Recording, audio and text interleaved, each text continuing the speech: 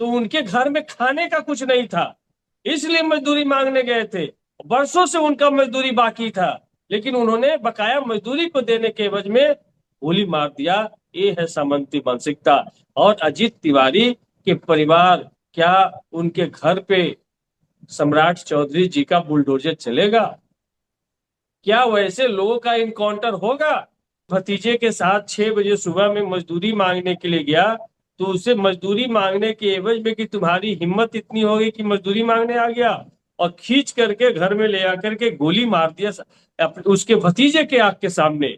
और इतना ही नहीं, गोली मारने के बाद जब वो गांव में जाकर के हल्ला शोर मचाया कि चचा को गोली मार दिया, गोली मार दिया, तो गाड़ी में लाश को रख करके और वहां से लगभग 15-16 किलोमीटर दूर ले जाकर के उसको नहर में फेंकने का काम किया। और 36 घंटे तक पुलिस ने कोई कार्रवाई नहीं की, कोई डेड बॉडी नहीं ढूंढने का काम किया। और जब ये तमाम लोग घर में घुसे और डेड बॉडी खोजने लगे सब घर के चारों तरफ, तो उसमें कुछ जो आक्रोश में जो उन लोगों ने आगजनी वगैरह की, उसके बाद पुलिस ने उन मजदूरों पे, उन बंधुआ परिवार पे दमनकारी रवैया अपनाया। और उस 36 घंटे के बाद, इतना हंगामा होने के बाद डेड बॉडी को हासिल किया गया। तो ये हालात है बिहार का। इस पे मुख्यमंत्री का कोई बयान नहीं आता है, डीजीपी का कोई बयान नहीं आता है।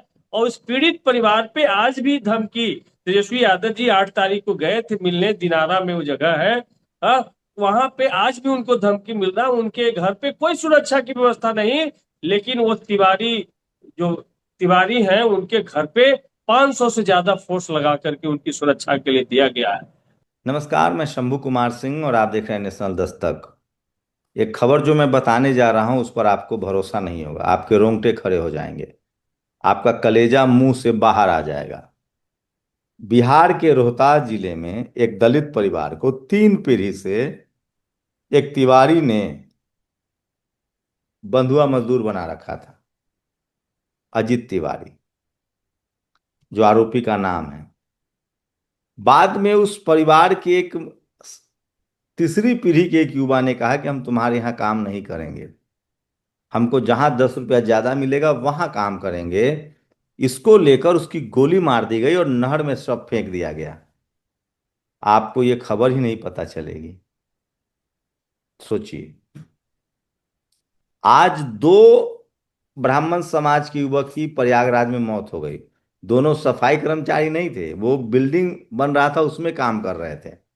बस सेप्टिक टैंक का नाला ढक्कन उठाने गए थे, उसमें गैस लग गया, मर गए।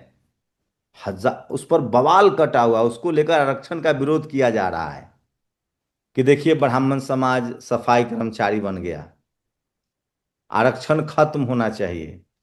अब बताइए कि सेप्टिक टैंक हटाने में कोई मर जाए और सफाई कर्मचारी की मौत होती है हर साल हजारों, इस पर कोई बवाल नहीं होता है। बवाल होगा कैसे? इस देश में चपरासी से लेकर चीफ जस्टिस तक जब जातिवादी सोच के लोग बैठे होंगे तो वो तो जाति की ही बात करेंगे।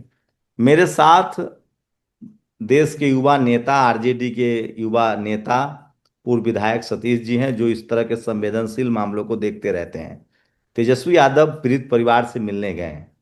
विधायक जी, आप तो खैर इस तरह के मामले को लेकर संवेदनशीलता दिखाते हैं। क्या वो बंधुआ मजदूरी का मामला था? उनको, उस पूरे परिवार को बंधुआ मजदूर बना के रखा गया था? और देखिए शंभू जी, सबसे महत्वपूर्ण चीज है कि आज भी आजादी के लगभग 80 साल बाद अभी अस्मा हम लोग स्वतंत्रता दिवस मनाएंगे 15 अगस्त को। हर घर तिरंगा यात्रा के लिए झंडे बांटे जा रहे हैं। ऐसे समय में कोई 3 पीढ़ी से उसका परिवार, उनके दादा उनके यहाँ काम किए करके मर गए, उनके पिताजी उनके यहाँ काम करके मर गए। अब इनका परिवार, चंद्रेश्वर चौधरी जी का परिवार, पूरी तरीके से पूरा परिवार उनके यहाँ काम करता था। और जब 5 तारीख को अपने भतीजे के साथ 6 बजे सुबह में मजदूरी मांगने के लिए गया, तो उसे मजदूरी मांगने के एवज में कि तुम्हारी हिम्मत इतनी होगी कि मजदूरी मांगने आ गया, और खींच करके घर में ले आकर के गोली मार दिया उसके भतीजे के आंख के सामने। और इतना ही नहीं, गोली मारने के बाद जब वो गांव में जाकर के हल्ला शोर मचाया कि चचा को गोली मार दिया, गोली मार दिया, तो गाड़ी में लाश को रख करके और वहां से लगभग 15-16 किलोमीटर दूर ले जाकर के उसको नहर में फेंकने का काम किया। और 36 घंटे तक पुलिस ने कोई कार्रवाई नहीं की, कोई डेड बॉडी नहीं ढूंढने का काम किया। और जब ये तमाम लोग घर में घुसे और डेड बॉडी खोजने लगे सब घर के चारों तरफ, तो उसमें कुछ जो आक्रोश में जो उन लोगों ने आगजनी वगैरह की, उसके बाद पुलिस ने उन मजदूरों पे, उन बंधुआ परिवार पे दमनकारी रवैया अपनाया। और उस 36 घंटे के बाद, इतना हंगामा होने के बाद डेड बॉडी को हासिल किया गया। तो ये हालात है बिहार का। इस पे मुख्यमंत्री का कोई बयान नहीं आता है, डीजीपी का कोई बयान नहीं आता है। और उस पीड़ित परिवार पे आज भी धमकी। तेजस्वी यादव जी 8 तारीख को गए थे मिलने, दिनारा में वो जगह है, वहां पे आज भी उनको धमकी मिल रहा। उनके घर पे कोई सुरक्षा की व्यवस्था नहीं, लेकिन वो तिवारी, जो तिवारी हैं, उनके घर पे 500 से ज्यादा फोर्स लगा करके उनकी सुरक्षा के लिए दिया गया है। तो हम पूछना चाहते हैं जो कि जो हत्या का अभी, आरोपी है उसकी सुरक्षा की जा रही है। हाँ, उसकी सुरक्षा की जा रही है 500 घर फोर्स लगा करके, और वहां पे उनकी सुरक्षा के लिए। लेकिन जिनके परिवार की हत्या हुई, इन परिवार की सुरक्षा की कोई गारंटी नहीं, कोई फोर्स अपॉइंट नहीं किया गया है। कोई भी धड़ल्ले उनके घर में जा रहा है, घुस करके आ रहा है, और एक अफरा तफरी का माहौल बना हुआ है। तो 8 तारीख को जब तेजस्वी यादव जी वहां जाते हैं, इस संवेदनशील मामलों को जब उठाते हैं, तब थोड़ी बहुत आप देख सकते हैं कि ये न्यूज वगैरह में बस हेडलाइन थोड़ा बहुत बनता है, उसके बाद फिर ये न्यूज गायब हो जाता है।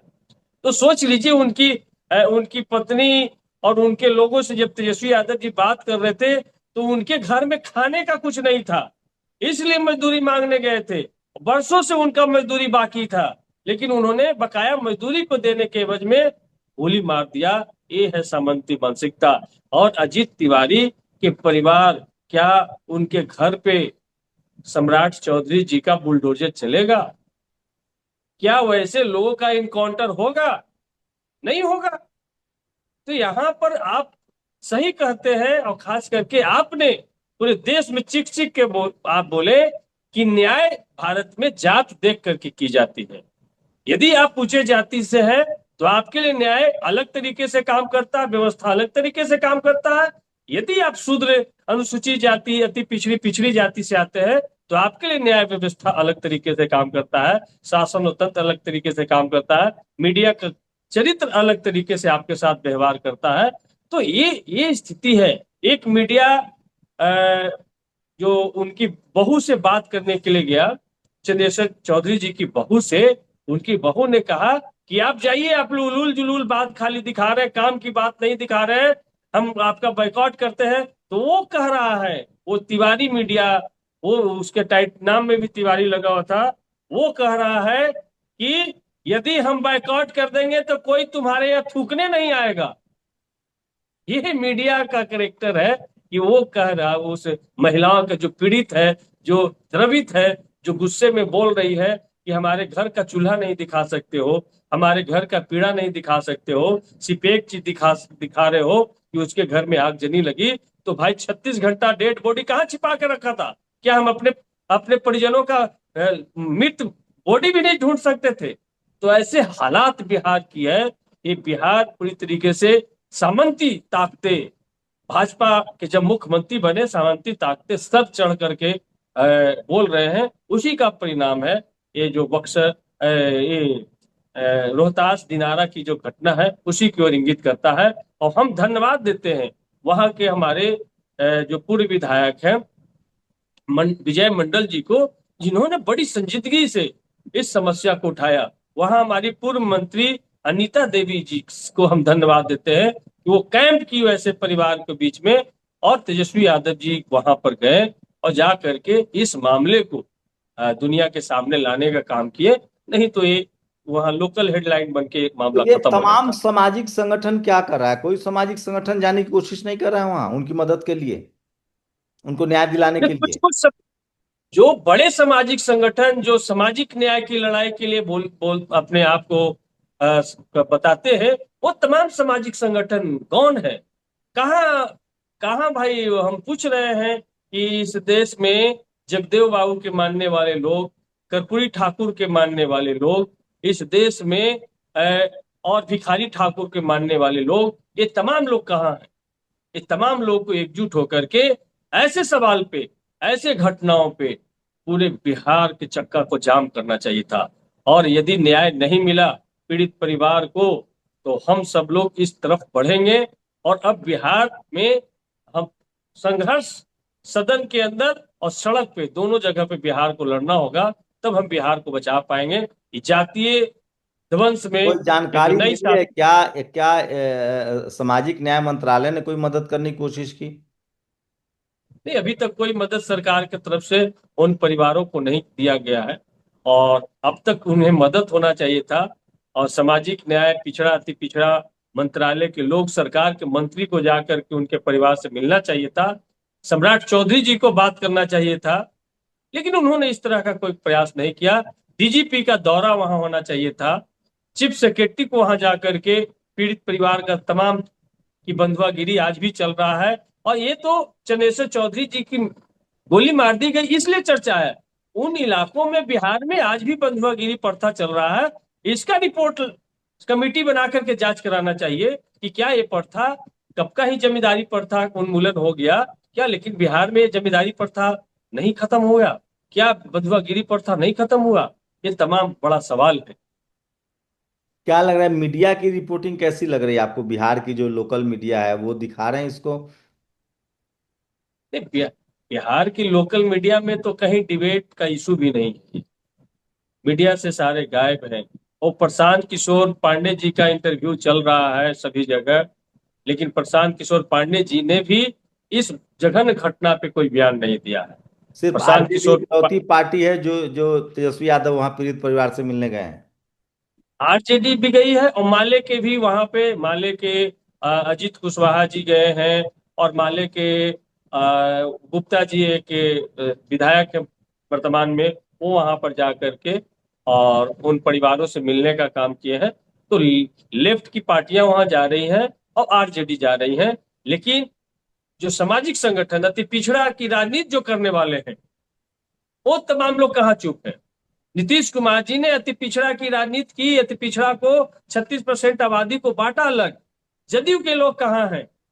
क्या ऐसे संवेदनशील मामले पे जदयू के लोगों को एक डेलीगेशन, पार्टी का डेलीगेशन जाना चाहिए था?